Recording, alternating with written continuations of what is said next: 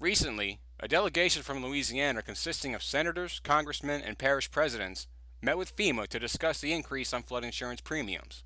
The increase, if approved, can only be described as catastrophic to the economy of Louisiana and its residents. Senator Mary Landrieu explains the importance of the day's meeting. This issue before us is one of the greatest challenges, in my view, that South Louisiana, and the Gulf Coast has faced in a long time. And we have got to find a solution for it very quickly.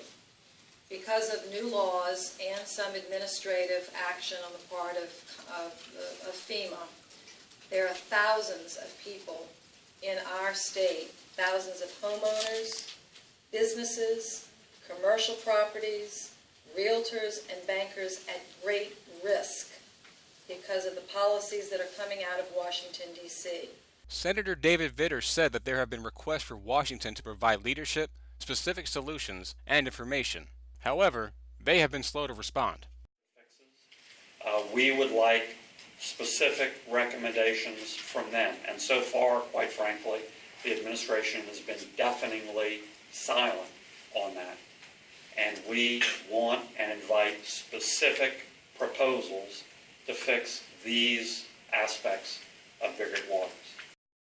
Congressman Bill Cassidy touched upon issues such as the possible impacts on families and questioned why better alternatives were not being utilized. For some of these families, they don't have the extra income to pay these higher premiums. If these are priced in such a way they can no longer afford, it actually undermines the National Flood Insurance Program. Families will have to do without flood insurance in order to make their other bills. And so there is kind of someone called it a catch-22. We're going to make it actuarially sound on the backs of working class families who can't afford to do it, so therefore we are going to undermine the program by pricing them out of participation. If there is a flood control structure, a mitigation process that decreases risk, then why in the heck is it not being considered? We know that it is not. Dan Miller explains that insurance rates are established by risk and not affordability.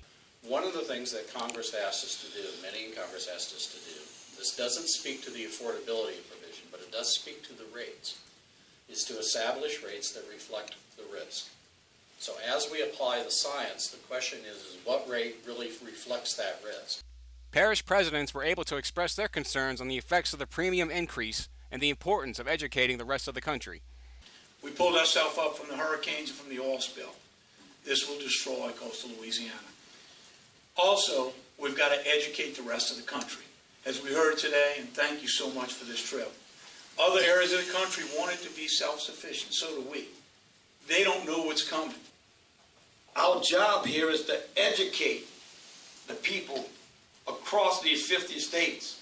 They need to get on board because a lot of their own residences and, of course, commercial and small businesses don't really know and will be affected. So I think it's our job here to help with education. This is going to ruin our local economies. This is going to destroy home ownership. It's going to have an effect on the real estate market, the banking industry, and ultimately on local government.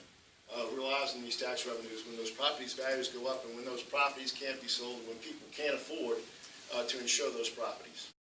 For BayouBuzz.com, I'm Daniel Brewitt.